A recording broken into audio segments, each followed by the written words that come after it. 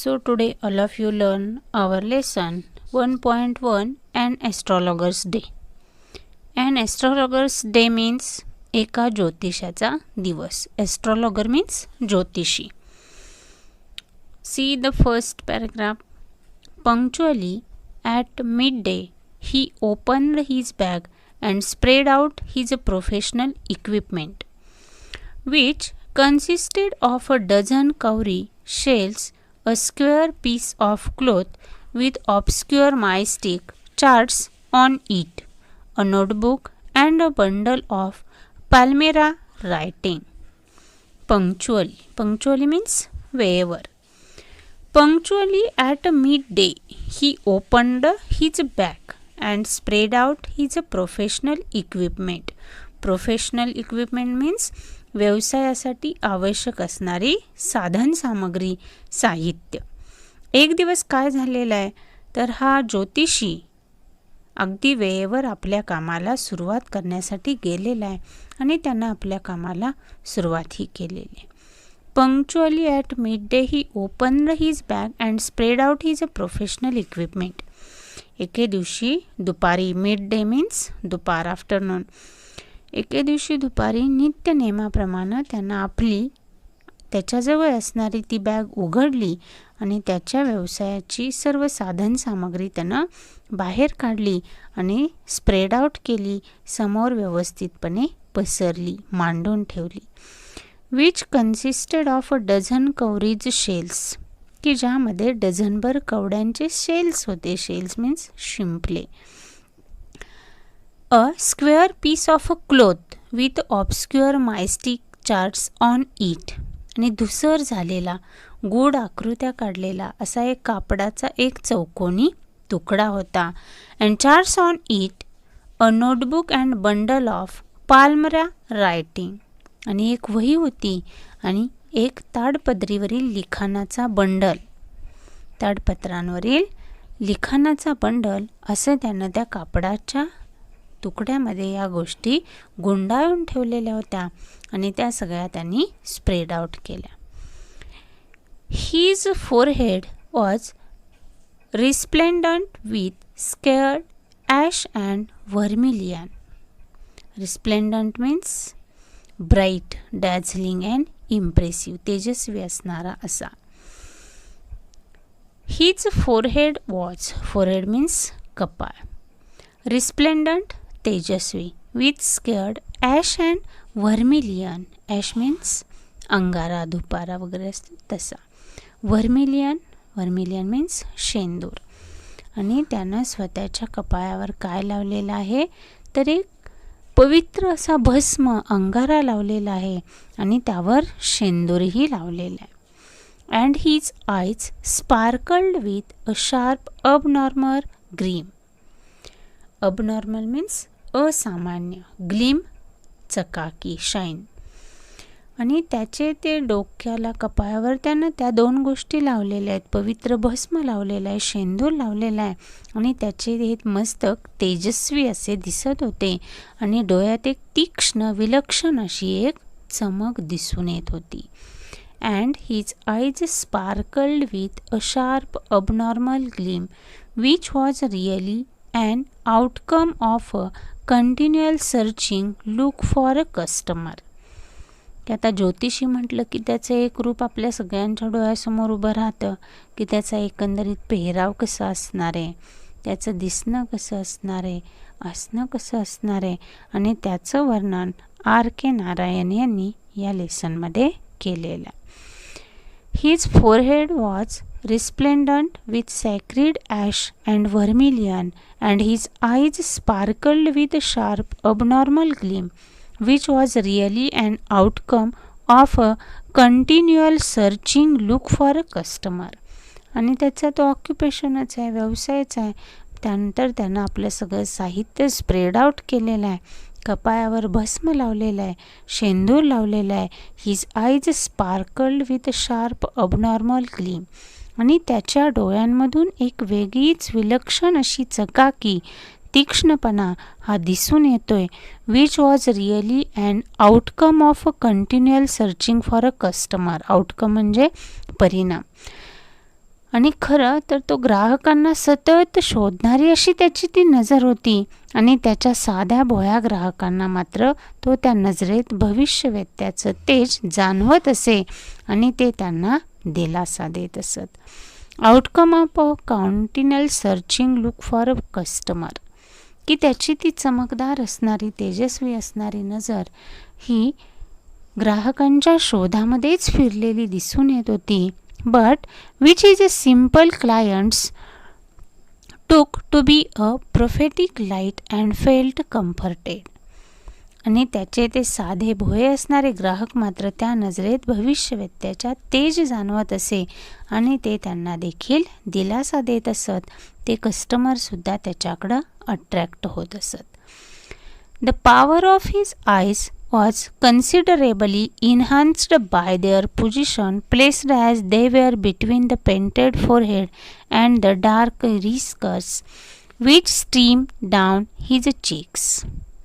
आणि अजून काय सांगितलं आर के नारायण यांनी, तर the power of his eyes was considerably enhanced by their position placed, की अत्यंत आवड निर्माण करणारी अशी त्याची एक वेगळीच भूमिका, वेगळंच कार्य होतं. आणि रंगवलेलं कपाळ आणि गालांवर पसरलेल्या त्याच्या असणाऱ्या दाट मिशा यावरून त्याचं वर्णन काय आहे हे या पॅरेग्राफमध्ये या आपल्या रायटरनं केलेलं आहे. The eyes his eyes was considerably enhanced by their position placed as they were between the painted forehead and the dark whiskers. Whisker means मिशा, की त्याचं जे फोरहेड आहे, कपाळ जे आहे ते रंगवलेलं आहे आणि गालावर त्याच्या दाट अशा मिशा, त्याच्या मधोमध असलेल्या त्याच्या डोळ्यांमधील तेज अधिक प्रखर वाटत होतं.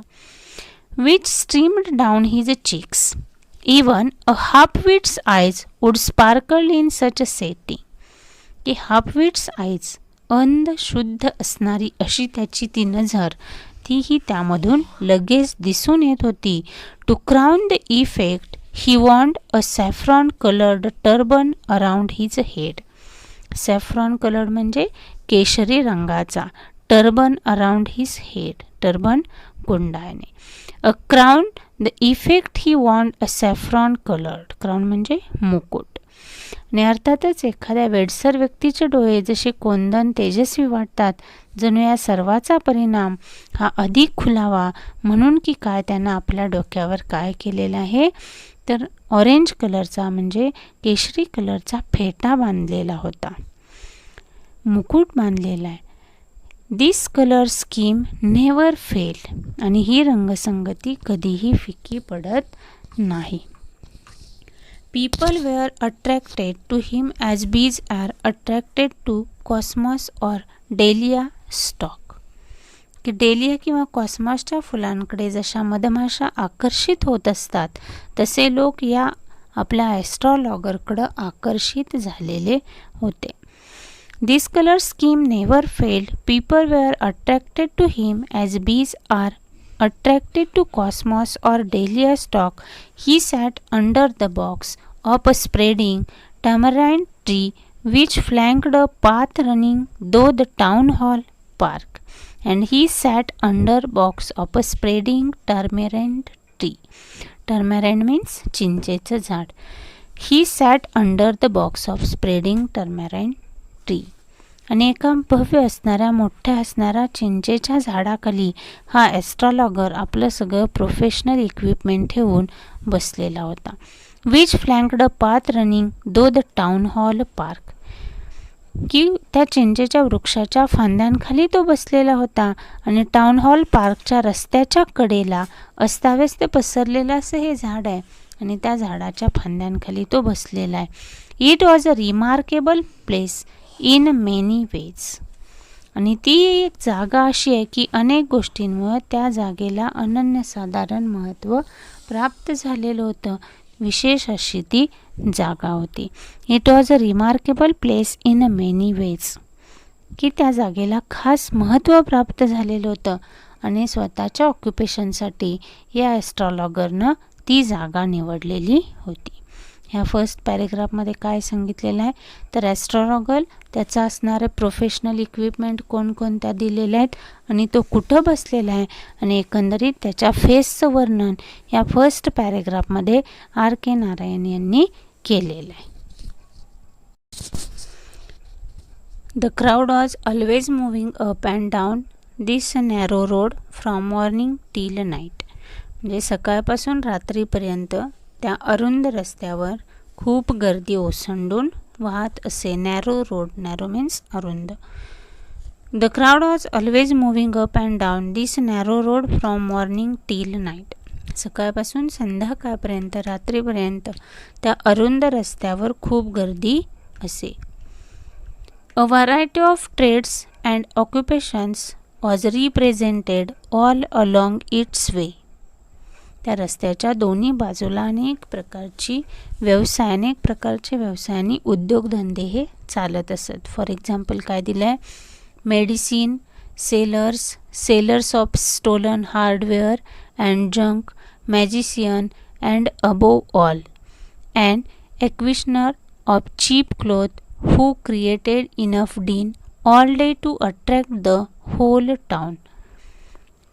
त्या ठिकाणी त्या रोडच्या बाजूला a variety of trades and occupation was represented all along its way, की वेगवेगळे उद्योगधंदे चालत असत. त्यामध्ये काय दिलेलं आहे, मेडिसिन सेलर्स की औषध विक्रेते, सेलर ऑफ स्टोलन हार्डवेअर म्हणजे चोरलेल्या लोखंडी वस्तू व भंगार वस्तूंचे विक्रेते, मॅजिशियन जादूगार, अँड अबोव ऑल आणि त्यातही अजूनही जास्त म्हणजे auctioneer of a cheap cloth. Auctioneer means लिलाव करणारे आणि कपड्यांचे लिलाव करणारे अनेक लोक त्या रस्त्याच्या कडेला असायचे.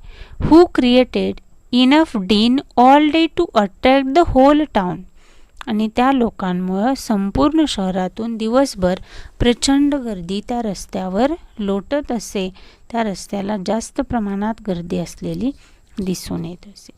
Next to him in vociferousness came a vendor of fried groundnut who gave his ware a fancy name each day, calling it Bombay ice cream, one day on the next Delhi almond, and on the third Raja's delicacy, and so on and so forth the people flocked to him. आणि त्याच रोडला जे काही व्यवसाय करणारे लोक होते त्यामध्ये विशेषतः एका वेंडरचा, विक्रेत्याचा सांगितलेलं आहे. त्यात काय नाव दिलेलं आहे, फ्राईड ग्राउंडनट म्हणजे भुईमुगाच्या शेंगा विकणारा एक व्यक्ती त्या ठिकाणी होता. Next to him in vociferousness being a loud and noisy voice, कर्कश आवाज, came a vendor of a fried groundnut. त्याच्या शेजारी मोठ्याने ओरडत लोकांना अट्रॅक्ट करणारा, एकदम तळलेले शेंगदाणे विकणारा असा एक व्यक्ती होता. who gave his wear a fancy name each day. wear means विकणे आणि तो मात्र स्वतःचा माल दररोज वेगवेगळ्या नावांनी विकत असे. कॉलिंग इट बॉम्बे आईस्क्रीम म्हणजे त्या तळलेल्या शेंगदाण्यांना तो कधी मजेशीरपणे वेगवेगळी नावं देत होता. त्यामध्ये कोणती नावं दिलेली आहेत, कॉलिंग इट बॉम्बे आईस्क्रीम म्हणजे एका दिवस तो त्याला बॉम्बे आईस्क्रीम म्हणायचा. One day and on the next Delhi almond तर दुसऱ्या दिवशी दिल्ली आलमंड म्हणायचा. And the third rajas delicacy तर तिसऱ्या दिवशी तो राजाची खास मेजवानी अशी त्या मालाला वेगवेगळ्या नावांनी तो संबोधत असे. And so on and so forth and people folk him आणि लोकही तितक्याच अट्रॅक्टपणे त्याच्याजवळ क्राऊड करत असत, गर्दी करत असत. A considerable portion of this crowd dallied before the astrologer too. Considerable खूप मोठ्या प्रमाणात, जास्त प्रमाणामध्ये. A considerable portion of this crowd dallied before the astrologers too. आणि यातील मग बरीचशीच गर्दी ही ज्योतिषाजवळ सुद्धा रेंगाळलेली दिसून येत असे. म्हणजे त्या गर्दीमध्ये येणारे बरेचसेच लोक या ज्योतिषाकडे सुद्धा मग जात असत. The astrologer transacted his business by the light of a flare which crackled and smoked up above the ground-up heap nearby. आणि हा मग ॲस्ट्रॉलॉगर त्या शेंगदाणा विक्रेत्याची जी लाईट असायची त्याच्याच लाईटवर हा स्वतःचा व्यवसाय देखील संध्याकाळी सुरू ठेवत होता. The astrologer transacted his business by the light of a flare which crackled. Flare म्हणजे टू ग्रो, वाढ होणे, क्रॅकल्ड करणं, कर्कश आवाज करणे, and smoked up above the ground up heap near by. ज्योतिषी शेजारच्या शेंगदाण्याच्या ढिगावर ठेवलेला तडतड वाजणारा, पेटणारा, आगीचा प्रकाश दाखवणारा, प्रकाशात आपला धंदा करीत असे की त्या शेंगदाणा भाजण्यासाठी जो जाळ केलेला असायचा त्याच प्रकाशामध्ये ज्योतिषी स्वतःचा व्यवसाय चालू ठेवत होता. The astrologer transacted his business by the light of a flare which crackled and smoked up above the groundnut heap nearby. Half the enchantment of the place was due to the fact that it did not have the benefit of a municipal lighting. Fact means वस्तुस्थिती. And half the enhancement means magical effect on charm, जादू करणे. आणि या ठिकाणाला मात्र ते जादूचे एक वलय प्राप्त झालेलं होतं. Half the enhancement of the place was due to the fact that it did not have the benefit of a municipal lighting. की त्याचे निम्मे श्रेय हे नगरपालिकेने तिथे दिव्यांच्या प्रकाशाची सोय न करण्याला दिलेलं होतं.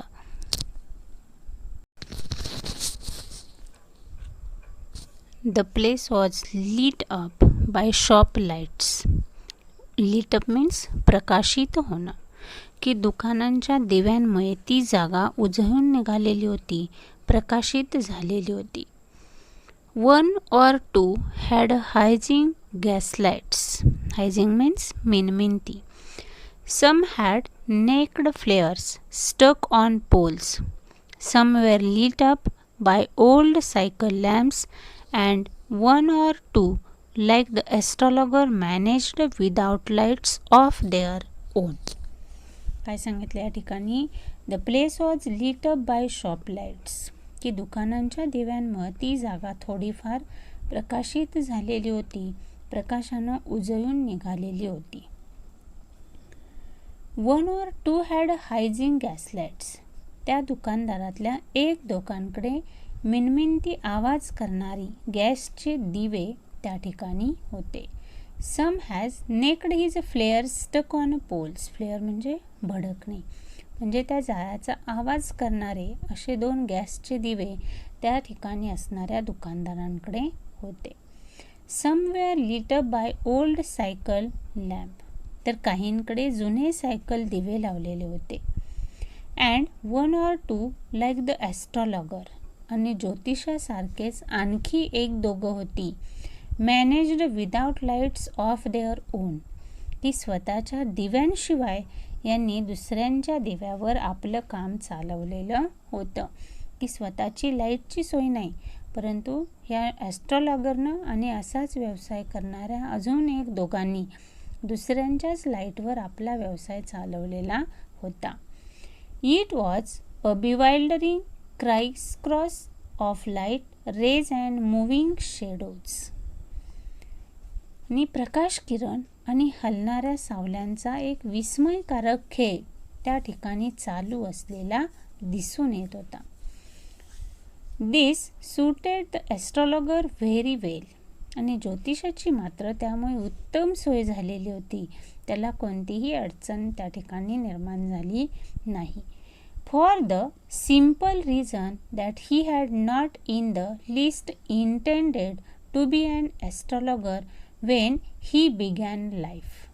आणि त्याचे कारण अगदी साधं होतं, कारण आयुष्याच्या सुरुवातीला ज्योतिषी बनण्याचा त्याचा अजिबातही हेतू नव्हता.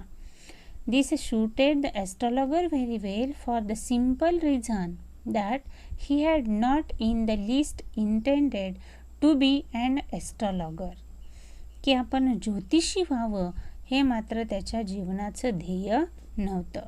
And he knew no more of what was going to happen to others than he knew what was going to happen to himself next minute.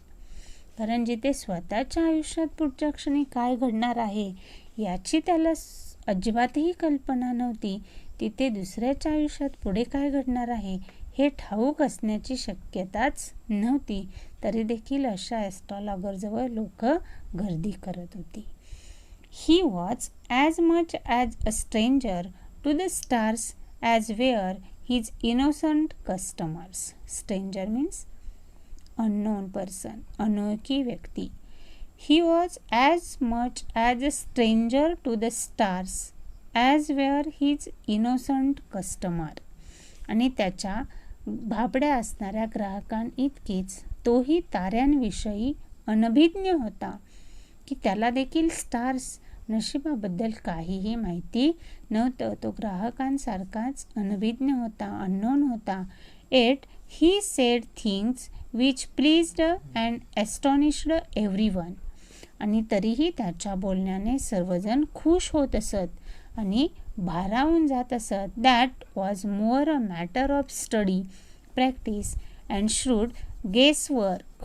कारण त्या बोलण्यात अधिक तर त्याचा अभ्यास, सराव आणि धूर्तपणा, अंदाज वर्तवण्याची खुबी होती, असं त्या ग्राहकांना दिसून आलेलं होतं. All the same it was as much as honest man's labour as any other and he deserve the wedges he cried home at the end of the day. आणि इतर कुठल्याही प्रामाणिक माणसानं करावं तसंच त्याचं कष्ट होतं आणि दिवसअखेर तो ती सगळी कमाई घ्यायचा आणि घरी घेऊन जायचा. ते त्याच्या मेहनतीचं फळ असायचं. Deserve the wedges he carried home at the end of a day. म्हणजे दिवसभर हा स्ट्रेंजरचा व्यवसाय करून मिळवलेली संपत्ती तो घेऊन आपल्या घरी जायचा. ती संध्याकाळची वेळ असायची. इथंपर्यंतच्या भागामध्ये आपण एकूण कोणती इन्फॉर्मेशन घेतलेली आहे तर personality about astrologers, then place of the astrologer's occupation, instrument of his occupation and his placement.